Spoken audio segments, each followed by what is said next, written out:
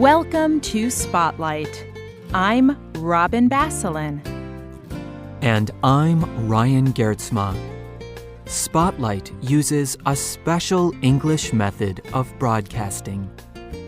It is easier for people to understand, no matter where in the world they live.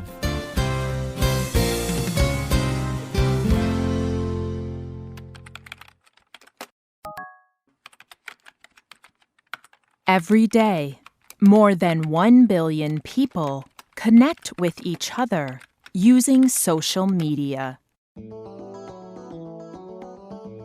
People post pictures on websites like Facebook.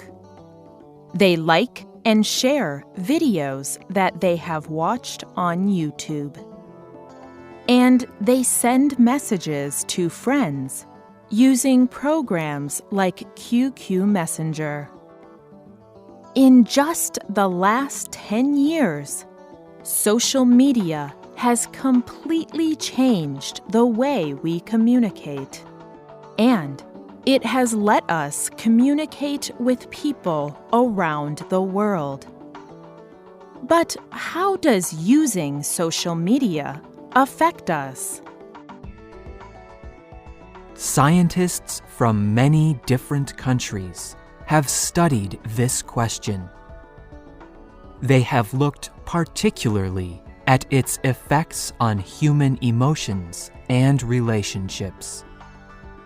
Some studies show that using social media can cause depression, and other studies suggest that it can negatively affect our relationships. Today's Spotlight is on the positive and negative effects of social media.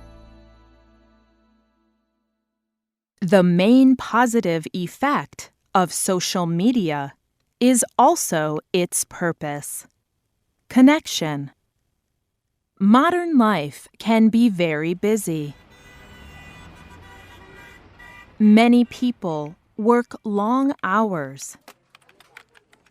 Other people live far away from family and friends in different cities or countries. Today, many things separate people, and it can be difficult to stay connected with the people that are important to us. Zeynep Tufekci is a scientist who studies social media and human behavior. In The Atlantic magazine, she wrote, "Social media's very fast rise is a loud and growing attempt by people everywhere to connect with each other.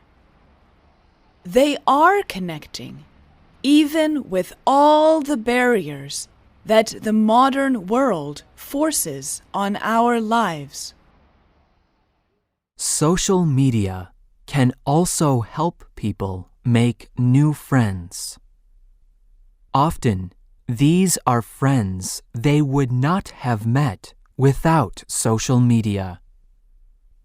For example, imagine you have a very particular interest.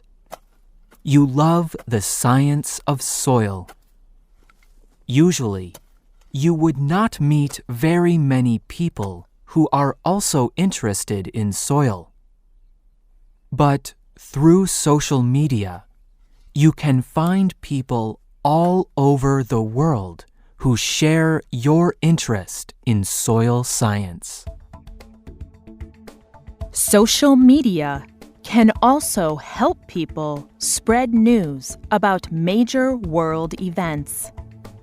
This lets people all over the world react more quickly and even help. For example, in January of 2010, the small country of Haiti experienced a major earthquake. More than 100,000 people died. Millions more people needed food and shelter. Soon after the earthquake, the International Red Cross started an appeal for aid using social media. Very quickly, they raised many millions of dollars to help the earthquake victims. Wendy Harmon, the Red Cross social media manager, told Mashable, "The result was huge. I am sure that it would not have spread so widely without social media." It is clear that social media has many positive effects.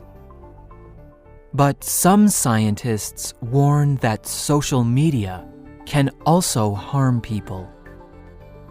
The Public Library of Science published a major study in 2013.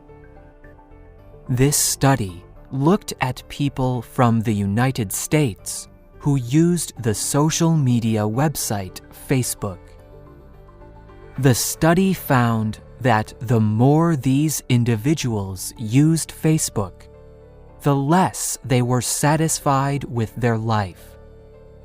And scientists observed that this could cause feelings of depression. Another major study in Germany found similar results. Scientists studied how 600 German Facebook users felt while they used Facebook. They found that the most common emotion people experienced while using Facebook was envy. So why would using Facebook cause depression and envy? Well, often, when people put things on social media, they only post the best things about their lives. They talk about the fun things they are doing. Or they post pictures that make them look particularly good. So when people look at Facebook, they are only seeing the best things in their friends' lives. This can make them feel less satisfied about their own lives. And they can begin to feel envy because their friends' lives look so perfect. Researchers also noted that Facebook relationships are different than normal relationships. When someone sees a friend regularly, they see both the good and bad in that person's life. But if someone only sees a friend on social media, they will probably only see part of their friend's life. This makes social media relationships very different than normal relationships.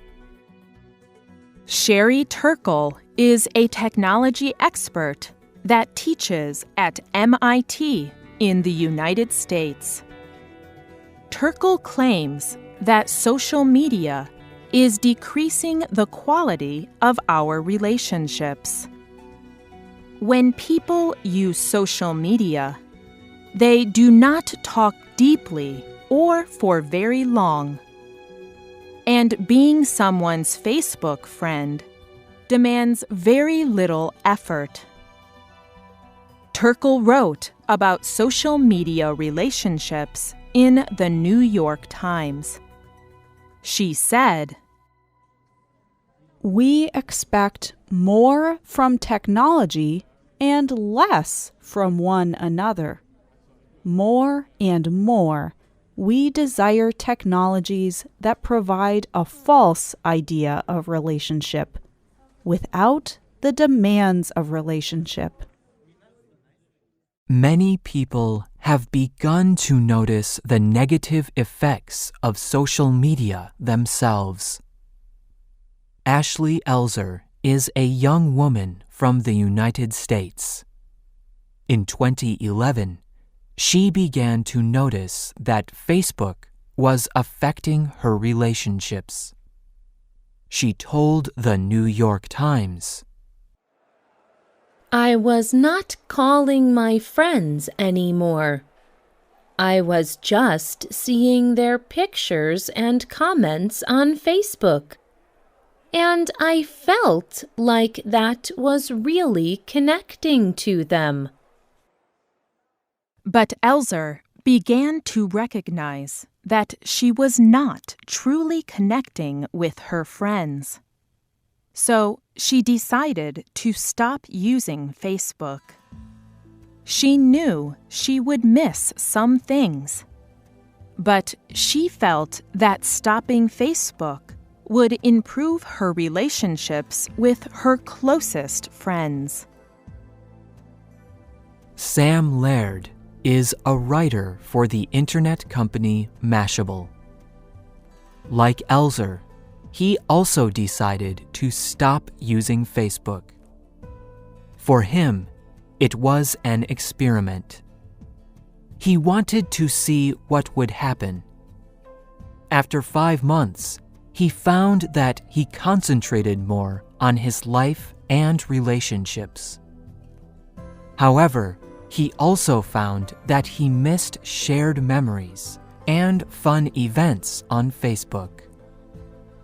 Laird enjoyed being off Facebook, but he said he would probably return to Facebook one day. He wrote, "My experiment has shown me that social media has become a part of human life.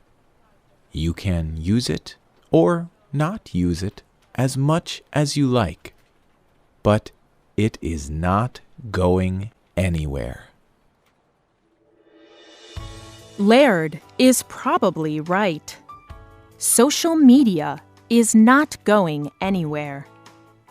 But we may need to think more carefully about how we use it and how it makes us feel.